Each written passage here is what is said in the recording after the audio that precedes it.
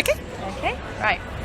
Hello everyone, welcome to this episode of the Pony Podcast. Today we're here with Heather Hyde, who's the founder of Neue Schule. She started one of the UK's largest bit banks before the high demand for customised bits inspired her to design her own range. Today, Noyer Shooler works with physicists, neuroscientists and CAD technologies to design bits that prioritise the comfort and well-being of the horse. So, welcome to the podcast. Thank you. The fact that you guys work with physicists and neurologists, not neurologists. Neuroscientists. Why did I think neurologists? Anyway. And engineers. Yeah, the fact that you work with those people who are actively looking at the forces involved and the physics behind it, I just think it's something that I don't think anyone else really does. I think actually it couldn't really escape me because my brother-in-law is a top physicist. Oh, so you can't get away from it. Yeah, and he's also a chemist and he's also a rider. Wow. So basically, we've all brought something different to the table. Yeah. When he met my sister a lot of years ago, he'd only ridden as a child. Yeah. But then my sister actually said to him, well, if you don't ride, you're not going to see an awful lot of me. This is perfectly true. So basically, he took up riding and Graham does everything very seriously. It's very intense. And he was very committed. And then he started, I had lots of ideas regarding, why does this work, why does that work? But he came to the table with a totally different take on things. If you ask Graham, he'll tell you that he sees the world in a series of straight lines. Amazing. So you can imagine he comes to the table with a totally different take. So God, Graham, he probably looks at horses. I think that, to be fair, I was very experienced rider. I have ridden from a very early age. I'm not going to say how old I am now, but I've ridden for an awful lot of years. And virtually every discipline. I used to go through to Doncaster and bring back 4 racehorses, every failed racehorses, and then restart them. Wow. That taught me an awful lot. I bet. I've done a lot of remedial work. I've taken on horses that had scrambled brains, which, to be fair, they weren't born like that. Yeah. But we won't go there. And turned them around. I've actually taken on horses that were destined to be shot because they were deemed to be dangerous. Wow. So I think from a bitting perspective, horses have taught me what I know regarding how I've had to think outside of the box in order to get inside a head, not just from a psychological perspective, but from a comfort perspective as well, and gaining confidence again when confidence has been shattered. Yeah. A lot of years ago, if someone had told me horses can have a nervous breakdown, I wouldn't have believed it, but horses can have a nervous breakdown. I mean, we had one horse that literally walked into the school, shut its eyes and started shaking. Really? Yeah. Now that is totally alien to a horse's survival instinct. Yeah. Because they only really have flight. Yeah. But this horse was so traumatized and so shut down, walking into a school situation, that was actually how it reacted. My God. So I've worked with some fairly extreme cases, which is why I walk a bit lopsided and I'm slightly pranged up. But having said that, it's so satisfying. Yeah. So I think the other thing is having the stud. I had 7 stallions. I had 20 mares of my own. I competed the stallions. If they're uncomfortable, they let you know. Oh, stallions are amazing to work with. Yeah. Because I wouldn't want to work with a mare or a gelding, because I do work with mares, but I rarely work with geldings. Yeah. Stallions are so much more interesting, and there is a lot of talk to be had. They really do communicate. Yeah. And I think nowadays as well, when I'm running the advice line, I get a lot of phone calls from people riding at a very high level because there are more stallions out there doing the job. Yeah. From a breeding perspective now, people actually want to see a stallion out there performing, so Being they know successful. that it's got the temperament and it's sustainable, it's going to remain sound. Yeah. So, which is a good thing. Definitely. So, Really good thing. I've kind of done a fair bit. Yeah. What So we talked a bit about your background before starting Neue Schule, but what inspired you to start the company in the beginning? I can't say that I've ever had a plan in life regarding anything, because I truly haven't.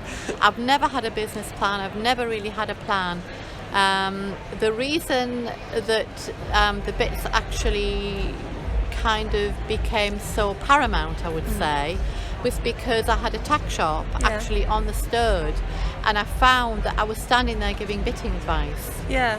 And I was selling for all of the major brands, and people were coming to me literally all over for bitting advice, and it just kind of happened, really. Yeah. It's very difficult to get, for somebody to take on board, the horse's history, issues that have been worked through, the level of the rider, the discipline, what are the objectives. So it was quite, without kind of realising what I was doing, I was kind of making a rod for my own back. Yeah. It's a really immaterial question, but you're obviously not German. Why did you name it Noyer Shooler? That was a drunken night with the German team. We developed a new design, and I was at dressage at Hickstead, and we all stayed on site. And in those days we used to get whopped by the Germans. We don't now, I'm pleased to say. We do kind of lead the Hold field. our own, But from a dressage, particularly from a dressage perspective, we were always beaten. I was kind of drowning my sorrows at the bar, and one of the German guys, he was actually a team member, he was over there, and he'd been trialling one of the Neue Schule bits, which was a new design. It was actually a revolver. Okay. And he was swinging it around, and he said, "This is very Neue Schule." What does it mean? It means new school. Yeah. I mean, his actual English wasn't brilliant. Yeah. So maybe he wouldn't have said new school. Maybe he would have said, "This is very innovative," modern, or something. But that was his way. That was his actual translation. And even when I woke up the following morning with a sinking hangover, I still remembered what he'd said. And the company was in its very formative stages. And so I thought, gosh, that's a really good name, because we do intend to bring something new to the market, because we do have a totally different approach. It's so true. And it is such a good name. How do you go about designing your new bits? Like, what do you just purely look at the physics? If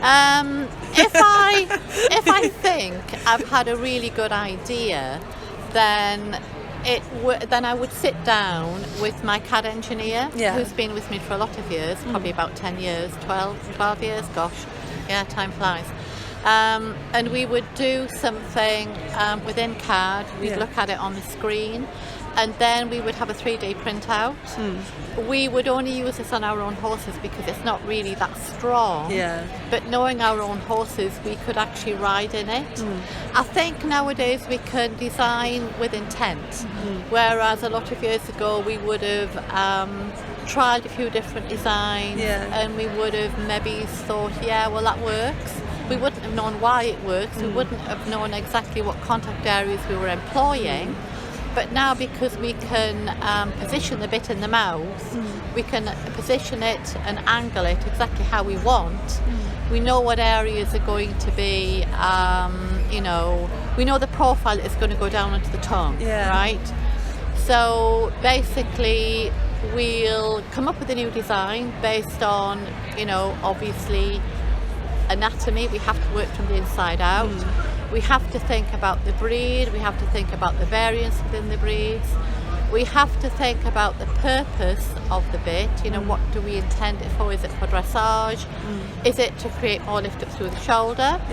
Is it to encourage the horse to lengthen the neck and stretch more into the contact? Or is it for speed control? If it's for speed control, we don't want to be over greedy with any one specific pressure point, otherwise the novelty will wear off. So it hinges on, what are we trying to create, and then based on that, we would go ahead and we would design something. And then, as I say, we trial it initially.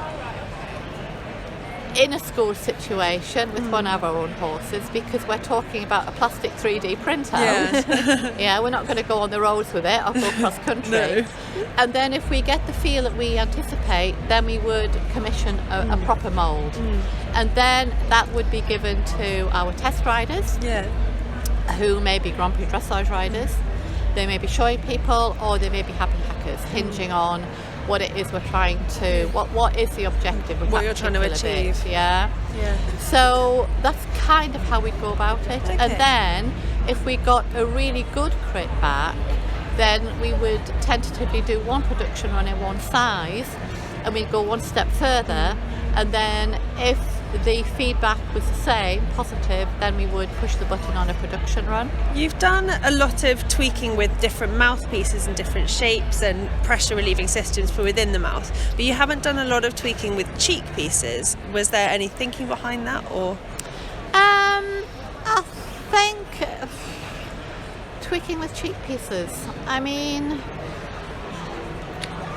we might not have done a lot of tweaking with cheek pieces per se, but we've done a lot of rein tension and poll tension evaluation, where with the variance of cheek pieces, we know exactly whatever force is going through the rein, we know what percentage is actually travelling up to the poll. Oh wow. So, and we have done that with all of our range. And in particular, there are some cheek pieces where you've got possibly even 4 or 5 different combinations. With the universal, you can ride with one rein on the main bit ring, or one rein on the bottom, or you can ride with 2 reins, or you can attach a curve Or rounding. or roundings. So basically, with all of the rein combinations, we can actually tell the rider what percentage is travelling up over the poll. We've done a lot with the curb as well. So, for instance, the curb will actually it will reduce poll pressure because it will stop the upper shanks from It tilting stops the too far rotation, forward. doesn't it? Yeah. So, if you need a bit for speed control, but you don't want the poll pressure, then basically we can still provide that.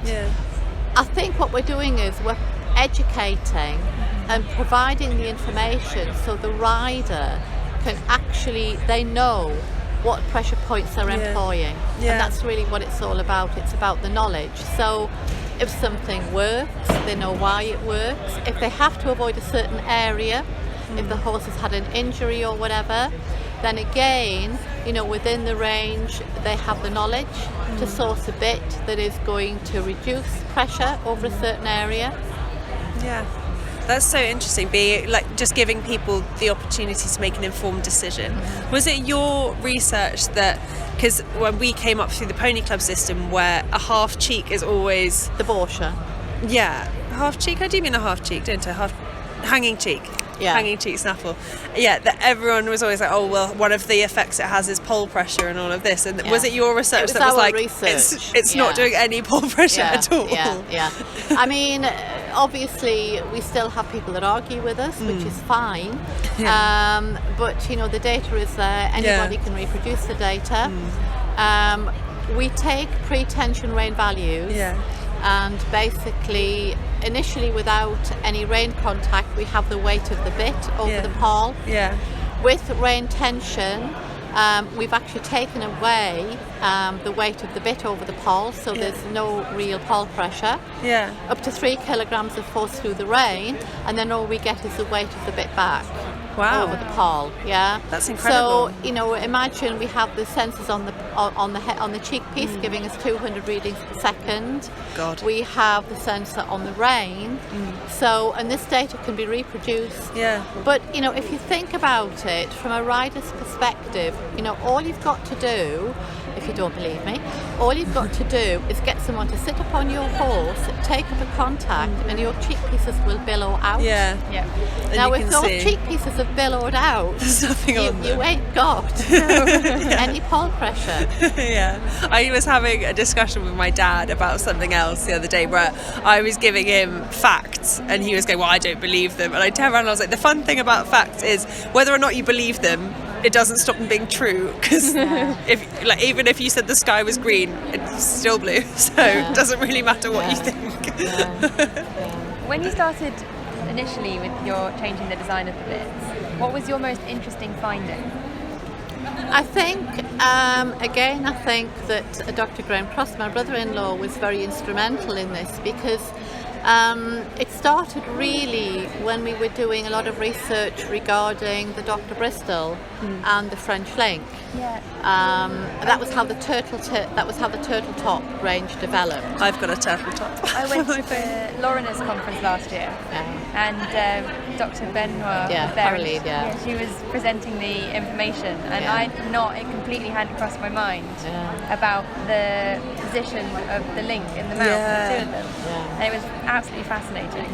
It is really, I think, because you grow up coming through whatever system you come through, and you only consider what you're told about bits, and that information is decades and decades old. And as soon as someone's like, you realise that's all wrong, right? You're like, oh yeah, because you actually think about it, and you don't just think kind of what you've learnt by rote from the books. And it's a bit like, once you actually consider it, it's really like, it's such an in-depth subject. The thing that is really riders find very interesting is if they look at the original patent, the Dr. Bristol patent, and they will actually, if they read the patent and if they look, they will actually see that the plate does lay flat on the tongue. If you put it round the intended way in the mouth, the plate will lay flat.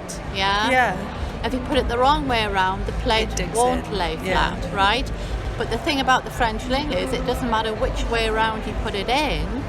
It's actually, without any rain tension, you look in the mouth and that flat plate is parallel to the tongue. But then as soon as you take up the contact, those, your loose rings, they've rotated 45 degrees. So basically that has ended up digging into the tongue. Yeah. And potentially, if you shut the mouth, into the palate as well. Wow.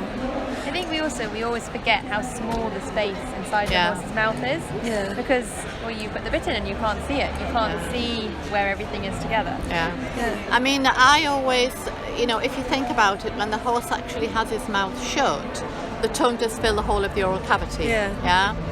So when we actually employ the rein, by borrowing the tongue, and we're drawing the tongue away from the roof of the mouth. So that's how I educate riders to actually think, but the tongue is a muscle. It's a very tough muscle, and it can deform. That is the correct word. We can indent it can deform, and it can bounce back. And it is sustainable as long as we're not too greedy and too repetitive. It connects to the hyoid bone. And that affects all the way through to hind leg engagement and things like that. Exactly. I mean, really and truly, everything's connected. Do you know what I mean? It isn't. We have a very holistic approach. Basically, if the saddle doesn't fit, it can manifest itself in what would appear to be a bitting issue, because the horse is just so uncomfortable. How can it tell you it's uncomfortable? It's going to shake its head, it's going to nod its head up and down, you're going to get resistance. It's probably going to have a very busy mouth. It's trying to tell you it's uncomfortable. It might actually not be the bit. I had that problem with my horse, where she was really inconsistent in the contact, and we'd had everything checked, and whatever happened, we'd had it checked. She was just very inconsistent, and we kind of wrote it off as her being quite young. And then I changed from the saddle I was in to a Fairfax saddle, and we put it on because my saddler had it in the car, and I wanted the ideal, but he was like, just try it and have a ride round. And I literally got on and I trotted around for 5 minutes, and her head just didn't move, and she just was completely rock solid. Nothing else had changed other than we'd put this saddle on. And I'm such a convert to Fairfax, but any company that's doing the research and putting the time in, I'm such a convert to.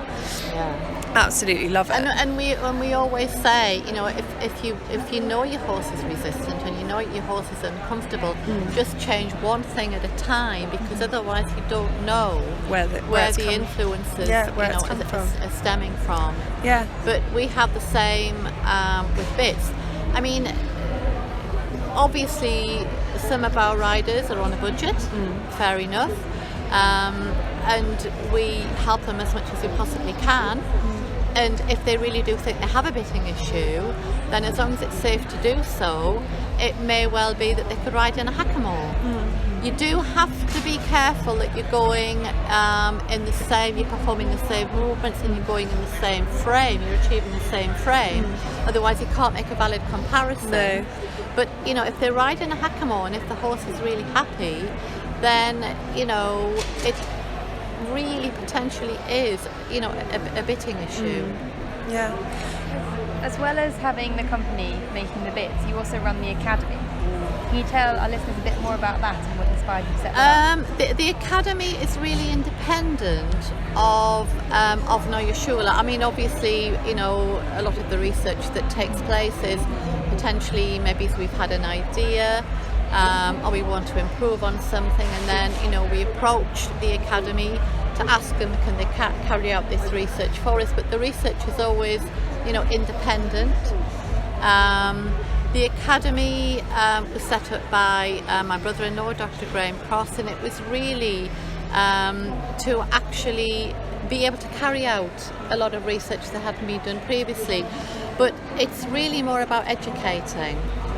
We have 3 online courses. We have an initial course, fundamentals of bits and bitting. We have an intermediate course, and then we have a bitting analyst course. Bless you. And these are online courses, so they're long distance learning. So we have people all over, globally taking these courses, and it does give a greater understanding of the mechanics of the action of the bit, and they're quite intense, really. I mean, there's maths involved, there's physics involved, but it depends, how far do people want to drill down, really. Do you have to have any qualifications to take the courses? No, not at all. I mean, we have equine dentists, we have vets that have taken the course, but then we just have riders who want a greater understanding of, to put it bluntly, what they're putting in the horse's mouth, and so they could make more informed choices. So we've reached kind of the couple of questions that we ask all of our interviewees. So the first one is, what is one thing that you couldn't live without? Food. Carrot. We had kind of a running joke last year that every time we were recording, Alex was eating. So every episode we'd have a little update of what Alex was eating today, and it was normally donuts, from what I can remember. I mean, I think I couldn't live without my horses and my dogs. Yeah. I only have 4 horses now. Oh, barely any. I know. Space for some more. I'm very, very good. I mean, I have 4 horses and I have 2 dogs. And my dog's a rescue. I have a Malinois, he's ex-police. So cute. And I have a Malinois cross, a Dutch herder. Wow. And I do quite a lot with the dogs. I do a lot of They're dogs tracking. that need a job, don't they? They need a job. They need to be physically and mentally stimulated. But I'm very lucky. I have a farm and we walk every day. But on the walks we do a lot of training. We'll do searches. I mean, really and truly, if I'd had the time, one of the dogs is just Mamali. It's so amazing. I could have seriously competed with him, but I didn't have the time. So he only came to me. He belonged to a friend of mine. Developed into a friendship. But I only went through to a retailer in Scotland to actually do an open day. And I got chatting to this chap. I didn't know who he was. And we got talking, and I said, I do miss my dogs and I'm away. And he said, what have you got? And I said, I've got German Shepherds. He said, would you like another one? And I didn't realise he was actually married to the owner of the shop. And he had been looking for the right home for his Malinois. He was a top police dog trainer, not handler but trainer. But he had a Malinois that suffered from separation anxiety. And they couldn't leave it in the back of the truck because it would go nuts and injure itself. So I took him on. Yes, can't leave him for very long. I work for a sportswear company as well, and one of our brand athletes trains police dogs, and he puts these videos up of them doing like the bite training and the swim training, and they're so cool. Like they're amazing. Like watching them work them is amazing. It's like watching sheepdogs work with the whistles. It's amazing. I mean, I could send him away, and he could be full tilt after something, and I shout him back and he'll do 180 and come back to me with the same degree of enthusiasm. Momentum. Amazing. Yeah. They are amazing.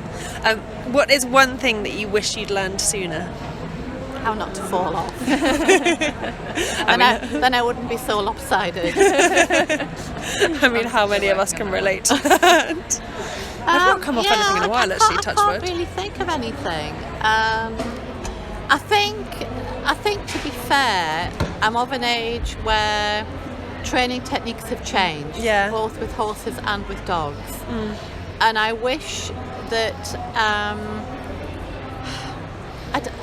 I couldn't learn it sooner. Do you know what I mean? I was employing, purely to survive, an awful lot of techniques that are now called natural horsemanship or, whatever. I wish we'd had more empathy earlier on. I think we're developing it now. I think we're looking more psychologically.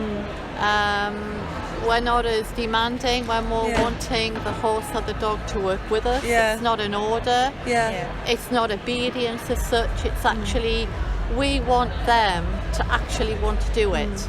And I wish, if I'm perfectly honest, I'd had that approach earlier in life. I mean, I'm finding that as well, even from when I first started learning how to get horses on the bit and learning how to jump around a course of fences. I wish I'd had someone with the understanding that I now have, just there to be like, no, this is the feeling we're aiming for, and you don't want to pull the horse's head in, you want to kick it forwards to the contact. Because I think a lot of years ago there was more, we were more demanding and there was more force involved. And I think now, because of a greater understanding, and plus the fact, if you want to progress and if you want that harmonious relationship, you've got to have the communication. How does it feel to be at the forefront of the people of doing that research, giving people the data to be like, you should be like this and more empathetic, and this is what you're actually putting into your horse's face and mouth? Well, I should have done it sooner. But I think, to be honest, again, from collecting data and being able to actually, analyse forces and what have you, and where they're going, we didn't really have this technology. No. So I think from that perspective, we couldn't have really done that any sooner. Yeah, just looking at your in fact, mechanical to be fair, horse with we the developed reins. the technology. Dr. Graham Cross developed the synchronicity system. And that will evaluate, how much weight is going through the rein, whether the rider is actually balanced, the consistency, the quality of the contact. It's really very clever. I'm looking now at your mechanical horse with this synchronicity system on it, and last year it told me that I was damn near even, and I really want to get back on to make sure that I'm still damn near even. Well, there's a bottle of champagne and a box of chocolates to be won. Well, I mean, it was worth doing then. That's it. Every mechanical horse we see when we go to these events, the Tess makes me get on it, so I have to get on too. I've already been on the VEF one. I mean, I think the other thing which is really new, which we've only launched, today actually, exciting, is Innovate Riding. And that's a tech platform. So, that is a separate entity, but that is that allows the rider access to a lot of different, whether it's the Vert, which is Hilary Vernon's, or we have E-Stride, we have Stride, we have Synchronicity. We really can actually, we really can now bottom out, where the forces are going and how we can improve on things. Because until we know exactly where the pressures are going, how is it that we can actually, either spread the pressure so we have lower pressure? Because if you've got more weight-bearing surface, and you've got lower pressure. Yeah. So it's really interesting that you're bringing this technology out today, because we were interviewing Harriet Upton a few days ago, last week, whenever we were doing it, and she had been talking to Tom Daly, the diver, about the sports, and he'd said to her, I think it's amazing that you guys motivate yourselves all the time, because when he goes to train, his coach is there, his whole team's there. If he turns up and he's having a day where he just can't really be bothered or isn't feeling very positive about it, he's got this whole team of people to bring him up and motivate him. And help him analyse his performance and what he's doing. And riders, we will see a coach once a week if we're lucky, and I mean, how many people are actually lucky enough? So to have the fact that you guys are bringing out this platform where you can have more contact with your coach and more kind of measurable, this is exactly what's going on related to what I'm feeling. The thing is, your coach could be in LA, and you could get on your horse and he would have live data. He could have live data regarding the quality of your contact, regarding capturing the stride of the horse, capturing the impact of the saddle actually on the horse. So there's no getting away from it, basically. No, I just, the timing with our conversation the other day with Harriet and you guys bringing this out it really, really struck me that I was like, oh, at last. And I think the other thing that we've enabled the ordinary person to do, because I've had ideas in the past, but I haven't, you have a light bulb moment and you think, if only there was that on the market. If only we could analyse this. But actually we can help with that, because we can provide the software, we can provide the hardware, and we can take it to market. So if somebody has an idea regarding tech, equine tech, then they can come to us and talk about it. We've had one guy already this morning who's come with an idea, but he personally couldn't have taken it any further, and he didn't know where to turn. So, we're actually going to progress that with him. I was at a test camp, I think, when you were just bringing out the synchronicity system, and they whoever bought a demo for one of the girls to ride in, and she rode around, and unfortunately they chose her because she was a dressage rider, but unfortunately she had a horse who was really heavy on one side, and she knew he was really heavy on one side because she could feel that he was really heavy on one side. So sure enough, the computer was saying he's really heavy on one side, and all of us, we'd been doing, the day before I think we'd worked with Russell Guire on being even and balanced and all of this, so all of us were going, what would be really good is if you had that but in stirrups. And whoever your engineer was kind of like, okay, but we've done it in reins. And we were like, yeah, but stirrups would be so good. And kind of there were 10 of us going, stirrups would be amazing, stirrups would be really good. And you could just kind of see the frustration, just like, but we've done it in reins. And all 10 of us just like, but stirrups, and him like, my nice new reins. Well, you never know what's coming through. I mean, that would be very exciting. When I see your stirrups, I'm going to claim that. Right, well, you can't actually, because it has been done before. Damn it! I knew there was a flaw. My $1 million idea. It has been done before, but it's never been taken to market. It's been done purely for research. Okay. Yeah. Well, we did. I mean, your poor engineer who came with his wonderful idea that we all went, oh, it's good, but I think it would be better like this, bless him. And I do actually really like the synchronicity. But I think the thing is, ultimately, we will be able to, analyse everywhere the forces are going. And having that data would just be invaluable, like so invaluable. The sport's getting so much more scientific. It's about time. It'd only be a good thing. But I mean, we are playing catch up, because if you think about how tech is employed within other sports, and yet within the equine industry, we are just beginning to catch up. We've been so slow on the uptake, really so slow. Anyway, that's all of our questions. So thank you so much for talking to us. So are you going to go onto the mechanical horse now? I might have and then to. Are you actually going to broadcast your score? Depends what my score is. Well, I'll take a picture. If you've told everybody that you're actually going to go on the horse, it's not live. You should follow through. I mean, it's not live. I can cut this out. I do the editing. But yeah, thank you so much. If people want to find out all the new research that Neue Schule are doing, what's the best way for them to follow Best thing to do you? is sign up to the newsletter. Okay. Actually, email Emily at NSBits and join it to the newsletter. Okay. Yeah. And people will also get information about the bit and bridle fitting courses, Okay. because they have a practical application, whereas the online courses are purely academic. Yeah. Although the foundation course, the first course, is actually part and parcel of the bit and bridle fitting courses. But these are courses where we have, like I say, physios, saddle fitters, Yeah. equine dentists, who want to have more of a holistic saddle fitters, more of a holistic approach. Okay. And they'll be able to find out everything about Amazing. those courses. Thank you so much. And if you guys want to listen to any of our other episodes, because we've got lots more like this, you can just scroll back on whatever podcast platform you're listening on, because presumably you're listening on one. But we are on Apple Podcasts and Spotify and a lot of other podcast shops, which I won't list because they're the main ones. You can follow us on Instagram, follow us on Facebook. Both of them are at The Pony Podcast. You can email us if there are any episodes you want to request, or if there's any comments you want to make, or even if you just want to say hi, you can email theponypod@gmail.com. You can get involved in our Flick group, which any messages you send come directly into our pockets, so we can reply to you there. What's our passcode? Is the Pony Podcast. The Pony Podcast. Nice and easy to remember. Yeah, everything. Yeah, ideal. Thanks so much for listening. I hope you enjoyed it. All right, bye.